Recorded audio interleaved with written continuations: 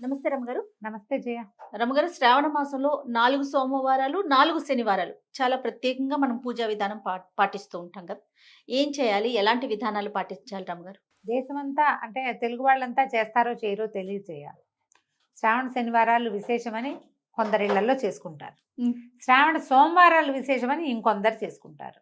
ఇవి కంపల్షన్ కాదు. మంగళవారం శుక్రవారం లాగా కాదు. మీకు అవకాశం ఉంటే చేసుకోవచ్చు. ఇవి పర్వదినాలు, మంచి రోజులు. శ్రావణమే అద్భుతమైన మాసం. అంతే. దేవి దేవతలు ప్రసన్నంగా ఉండే మాసం అని చెప్తారు. శ్రవణ నక్షత్ర సంబంధమైన మాసం. చంద్రుడు పౌర్ణమి నాడు శ్రవణ నక్షత్రంలో ఉంటాడు. శ్రవణంలో ఉండటం వల్ల శ్రావణం పేరు వచ్చింది. ఈ శ్రవణ నక్షత్రం ఎవరిది? వెంకటేశ్వర స్వామిది. అందుకని ఇక్కడ ప్రత్యేకంగా శనివారాలు చేసుకునే విధానం కనపడుతుంది. సోమవారాలు మనం ముందు మంగళవారం ఎలాగో గౌరీ పూజ చేస్తాం కాబట్టి సోమవారం నాడు శివ పూజ చేసుకుంటే మంచిది. ముందు సోమవారం గురించి చెప్తాం. కార్తీక సోమవారాలు ఎలా చేస్తామో ఇంచుమించుగా శ్రావణ సోమవారాలు కూడా అంతే విధానం. పగలు ఉపవాసం చేయటం, ఒక పొద్దు ఉండటం, చుక్కలు కనిపించాక శివారాధన చేసుకోవటం. ఇంట్లో ఎవరికైనా శివాభిషేకం అలవాటు ఉన్న వాళ్ళు ఇంట్లో అభిషేకం ఉండి పంచాయతనం ఉండి శివలింగాలే ఉండి అభిషేకం చేసుకుంటాం అనేవాళ్ళు ఉంటారు కదా. వాళ్ళ పద్ధతి ప్రకారం చేసుకునే వాళ్ళ కథ వేరు. ప్రత్యేకంగా కొంతమంది అలవాటు లేకపోయినా వీళ్ళు పెట్టుకుని చేసుకుంటారు. పొద్దున ఉదయకాలం అభిషేకం మంచిది. పగలు ఉపవాసం చేసుకోవటం, సాయంకాలం చుక్కలు కనపడ్డాక అప్పుడు ప్రదోషకాల అర్చన చాలా విశేషం శివుడికి. ఓకే. ఈ ప్రదోషకాలంలో సాయంకాలం వెళ్ళి శివాలయానికి వెళ్ళి శివుడిని దర్శనం చేసుకుని శివాలయంలో ఒక దీపం వెలిగించి వచ్చి ఇంటికి వచ్చి భోజనం చేయొచ్చు. ఒక పొద్దు నియమం. ఓకే. అంతే, ఇదే పద్ధతి. ఈ శివారాధన ఇంట్లోనే శివారాధన చేసుకుంటాం, ఒక పొద్దు ఉండలేము అలాంటి వాళ్ళు, ప్రెగ్నెంట్ లేడీసు, చంటి పిల్లల తల్లులు, పెద్దవాళ్ళు, డయాబెటీస్ ఉన్నవాళ్ళు, మీరు ఆరాధన అయినా చేసుకోండి. శివారాధనకి ఈ రోజు మంచిది. ఓకే. అభిషేకం చేయించుకోవటం, దేవాలయానికి వెళ్ళి అభిషేకం చేయించుకురావటం, ఒక దేవాలయ దర్శనం చేయటం, ఇంట్లో అభిషేకం అవకాశం ఉంటే చేసుకోవటం, అంత మాత్రం చేసినా చాలు. ఓకే. మీరు బాగా సాంగంగా చేయదలుచుకుంటే నేను చెప్పినట్టుగా పగలు ఉపవాసము, సాయంకాలం భోజనము చేసుకోవచ్చు. ప్రదోషకాల శివార్చన చాలా విశేషమైంది. ఏ శివాలయానికైనా వెళ్ళి అర్చనకు డబ్బులు కట్టి అర్చన చేయించుకోండి. లింగాభిషేకం చేస్తే, అభిషేకం లేదు సాయంకాలం అర్చనే చేస్తారు, దర్శనం చేసి రండి, అదైనా మంచిదే. మీకు అవకాశం ఉన్న వాళ్ళు ఇలా చేసుకోవచ్చు. అక్కడి నుంచి శ్రావణ శనివారం. ఈ శనివారం విశేషం ఏంటంటే శుక్రవారం అమ్మవారిని అర్చిస్తాం, శనివారం అయ్యవారిని అర్చిస్తాం. శ్రావణ శనివారాలు మా వైపు అంతా కూడా చలిమిడి దీపారాధన చేస్తారు. ఈ చలిమిడి అంటే పిండి దీపారాధన అంటారు కదా. పిండి అనేది బియ్య పిండితోటో గోధుమ పిండితోటో చేసి చక్కగా దానికి అలంకారం చేసి పువ్వులేసి బొళ్ళని బొట్లు పెట్టి దేవుడికి దీపం పెట్టిన తర్వాత ఆ దీపం ప్రమిదని మీరు ఏం చేస్తారు అనేది ప్రశ్న.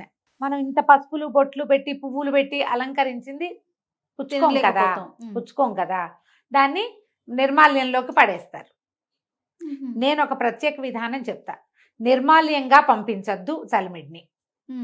నిర్మాల్యం కాదు, దేవతారాధనకి దీపారాధనగాను నైవేద్యంగాను ఉపయోగపడే వస్తువుతోటి చేస్తాం మనం ఇది.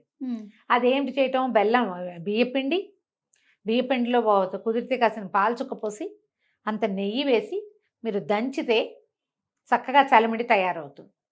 ఇవి మనం పాకం చలిమిడి చేయక్కర్లా, పచ్చి చలిమిడే చేసుకోవాలి. అది గట్టిగా చేసుకోవాలి. పచ్చి చలిమిడి చేసుకుని దాన్ని ఒకవేళ మీరు 5 దీపాలు పెట్టదలుచుకుంటే 5 ప్రమిదలు చేసుకోండి. 5 ప్రమిదలు చేయండి. కాదు ఒకటే ప్రమిద చేస్తానంటే మొత్తం చలిమిడిని ఒక్క ప్రమిదగానే చేసుకోండి. అందులో ఆవు నెయ్యి పోసి చక్కగా శుభ్రంగా చేయండి. ఎలా పడితే అలాగా, ఏ పళ్ళెంలో పడితే ఆ పళ్ళెంలో పెట్టకండి. మీరు దేవతార్చనకి ఉపయోగించే పాత్రలోనే చేసుకోండి. అప్పుడు ఏం చేస్తాము? ఈ ఒక పళ్ళెంలో ఒకటే అయితే ఒక పళ్ళెంలో పెట్టుకోవటం. 5 అనుకోండి, కాస్త పెద్ద పళ్ళెంలో 5ని పేర్చండి. 5 నియమం కాదు, మేమైతే ఒకటే చేస్తాం. ఓకే. మీ ఇష్టం. అది మీకు అలంకారంగా చేసి దేవుడికి చూపించటం కాదు ఇది.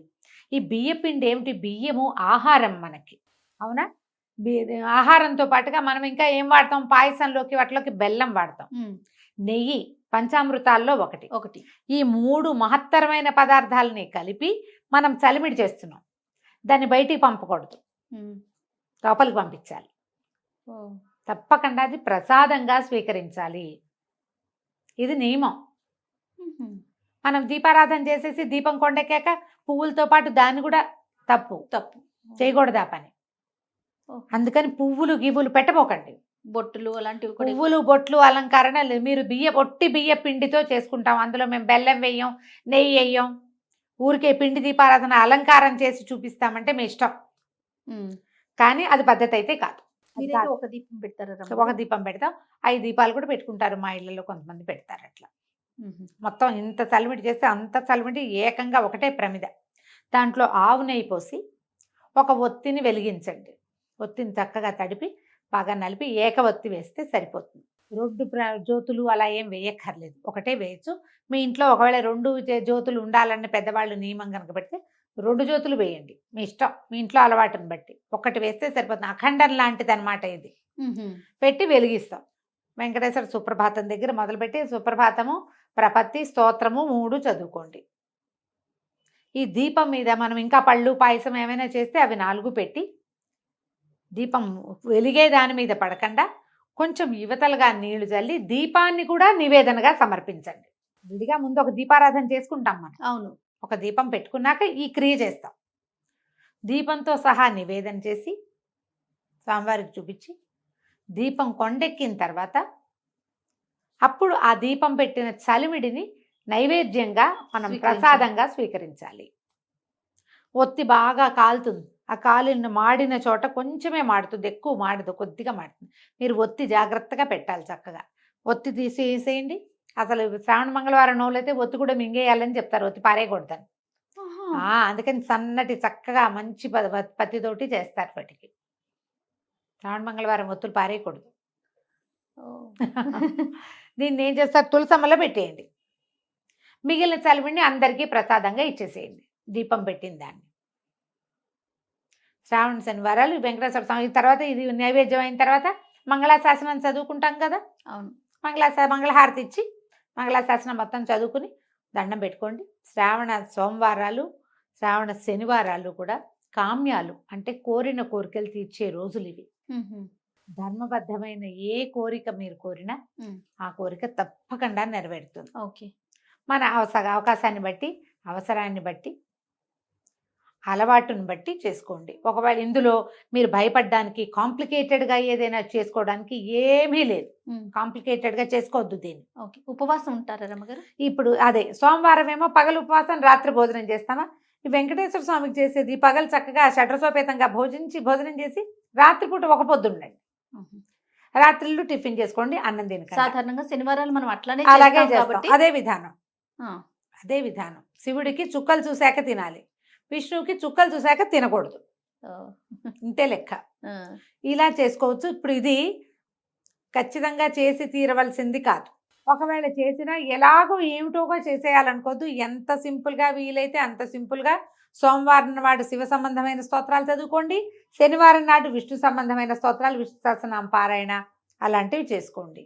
ఉపవాసం ఉండగలిగితే ఉండండి, లేకపోతే లేదు. అభిషేకం చేయగలిగితే చేయండి, లేకపోతే లేదు. దీపం పెట్టగలిగితే పెట్టండి, లేకపోతే లేదు. ఈరోజు శివ సంబంధమైంది, ఈరోజు విష్ణు సంబంధమైంది అని మతి కలిగి ఉండి నమస్కారం చేసుకోండి. అదైనా మంచి ఫలితాన్నే ఇస్తుంది. మనకేం కావాలి చేయాలి లైఫ్కి? అంతే కదా రమ్మగారు. ఏదైనా మన జీవితానికి ఒక స్థిమితం కావాలి ఎవరికైనా.